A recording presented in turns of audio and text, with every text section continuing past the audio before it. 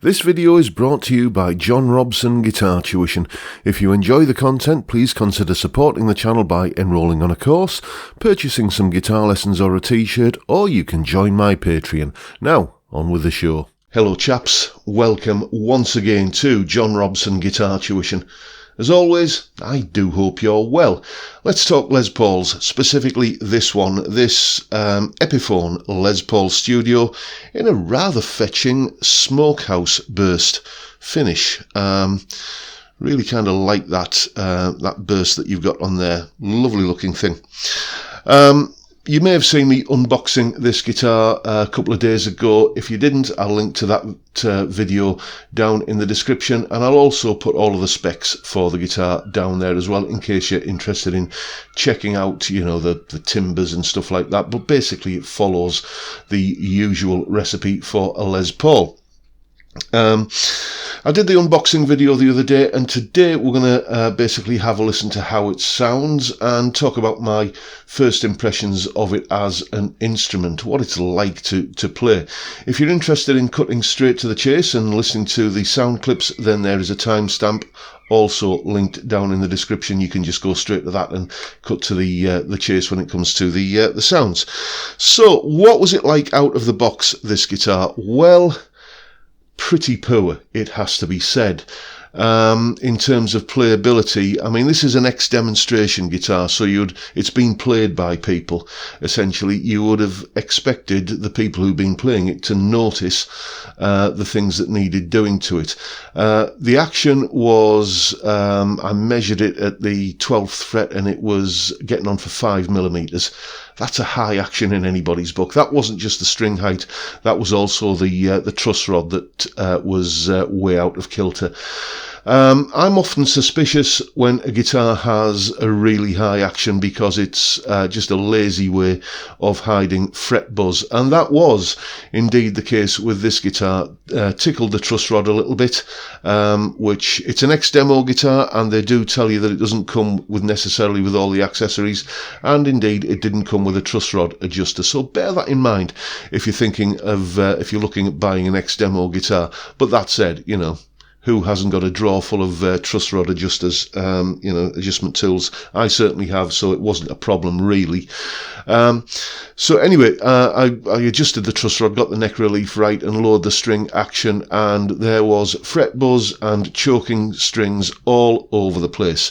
I have something that I refer to as the rule of 6, where basically if there are less than 6 frets that need sorting out, then I'll just do a little bit of spot leveling and bring them down one by one. But it was just much more than 6, so it required a full level and recrown on the frets. And yeah, on a guitar that's nudging 400 quid, yeah, that raises an eyebrow, let's say.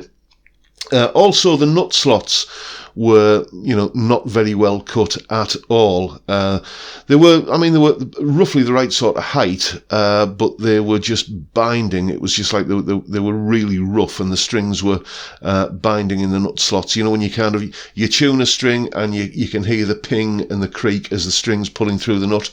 I mean, we know that the 3-a-side headstock of a Gibson variety or Epiphone variety isn't necessarily the best for, you know, kind of straight string pull, but even so, this was on the bad side of even that kind of deal.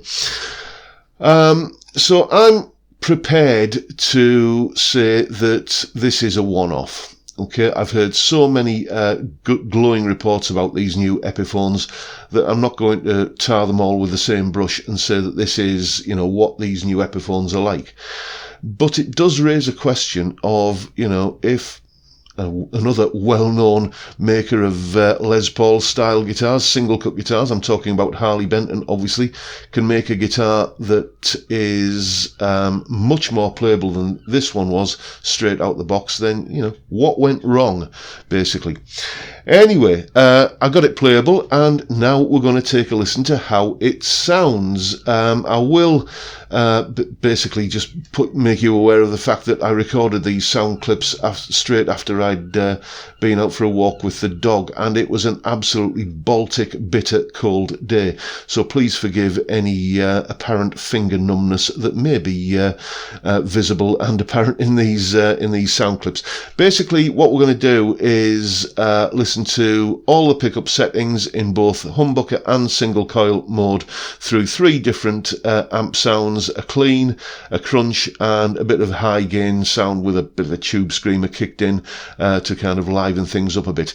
Here are the sounds that this guitar makes. Clean sounds.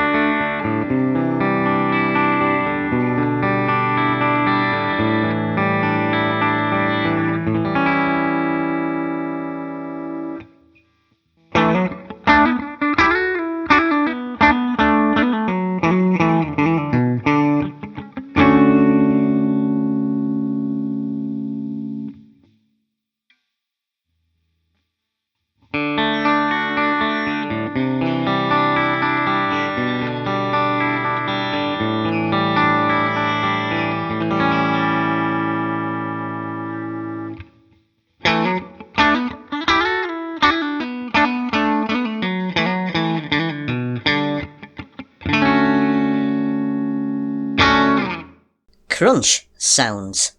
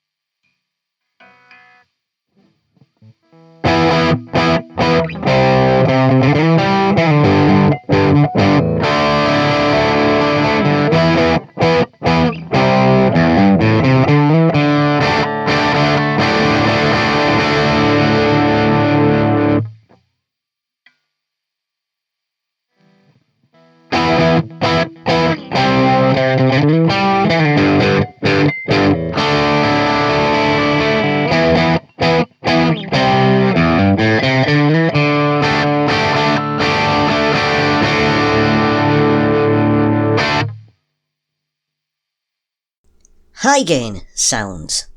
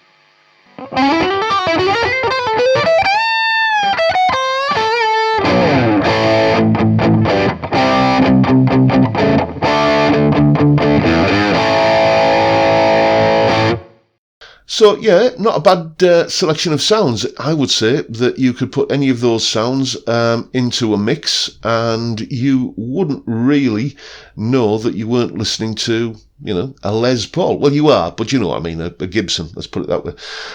Interestingly enough as well, those dirty sounds rather, clean up really well from the volume control.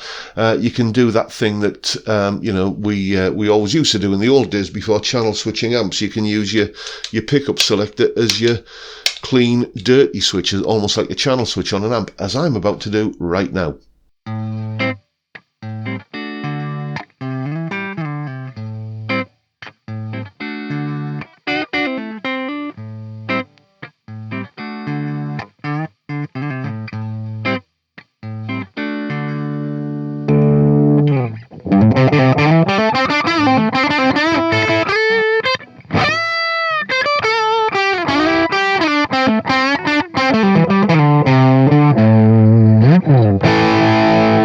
So all in all, it is a nice guitar. It does everything a Les Paul should, very, very convincingly indeed. It's, just a shame it turned up with such a poor setup, really. That's the kind of thing that should not get out of either the factory door or the retailer's door, but it did, and these things happen. I'm prepared to kind of accept, given what other people have said about how great these Epiphones are, that it was just a one-off. But the question that is probably on many people's lips is that, yes, John, but you're a big fan of Harley Benton guitars. Is this nearly 400 quid Epiphone worth the extra? Well, if we take a look at sort of a Harley Benton equivalent to this is the SC 450 Plus, and I've actually owned one of these, it's 144 quid plus VAT, which when you add that on, as you can see there, it's 172.80, I think. That's less than half the price of one of these. So is this twice the guitar? Well, not really, no, to be honest with you. Just from memory, I mean, it's a while ago since I had my SC 450, but this, now it's in a playable condition, plays and feels very, very similar to the old Harley Benton. It's almost like they were possibly made in the same factory. I don't know. Anyway, nevertheless, it is a nice guitar, this. I'm not sure that I'm going to hang on to it. I possibly may be moving it on. I'm not I have this kind of thing with Les Pauls where I want one and I want one and I want one, then I get one and it's great, and then suddenly, or gradually rather, it becomes less and less used. And I suspect this will be the fate for this one, especially since I've got my signature guitar hanging on the wall behind me. That's the one that's always shouting, play me, whereas this one is just, okay, yeah, it looks nice on the wall, and we'll see how much use it gets. But it's not really, I think, twice the guitar of the Harley Benton SC450 Plus, and the Harley Benton did turn up in a much, much more playable condition. That said, I think I prefer the pickups on this guitar. They are the Harley Benton guitars nowadays, the humbuckers, are these fairly hot-sounding Roswell Alnico 5 pickups. I don't know what grade of Alnico is in these pickups, but they do have a much more vintage sound, much more of that kind of old school Les Paul sound, as opposed to kind of a modern high gain metal stroke heavy rock guitar. This is more of a kind of a blues engine, really, and we'll see how it goes. So it's a nice guitar. It does everything a Les Paul should do. It's, in terms of the tones that it gives, I think it's comparable with, a full fat Gibson. So in that sense, it's a bargain, but in the sense that it cost twice the money of a Harley Benton and wasn't half as well set up, then, it's not so much of a bargain. But if you're looking for something that has the pedigree and the heritage of the Gibson brand, and if you are the kind of person that has to have that Les Paul moniker on the headstock, then you could do a lot worse than buy one of these guitars. But my advice to you would be wait until the shops are all open again and go to your local dealer and try one. I'm sure this one was just a one-off, or assuming it will be, but you never know. That is always the unknown factor when you're ordering online. If you're handy with the tools and you can do the requisite work yourself, then it ain't going to be a problem. But for some people, that is a bit intimidating, and it's not something they want to get into. But yeah, try before you buy, and nice guitar. Well, I've said all I need to say about it now. I'll just be repeating myself if I haven't started doing it already. So that's pretty much it for today, folks. I hope you've enjoyed the video and found it informative in some way, and if you have, please hit the subscribe button and the notification bell if you haven't already done so, and why not give me a like while you're at it. And don't forget the live stream tomorrow, Friday, 5 p.m. UK time, where we just sit around and have a beer and talk about whatever crops up. It'll probably be this guitar will be one of the topics of conversation, I imagine, this week. It's a great way to kick off the weekend. I would love to see you there if you can make it. But for now, I'll bid you all a good day and say thank you so much for watching. Thank you for your time. Look after yourselves, folks. Stay well, stay safe, and above all, stay sane. Bye for now.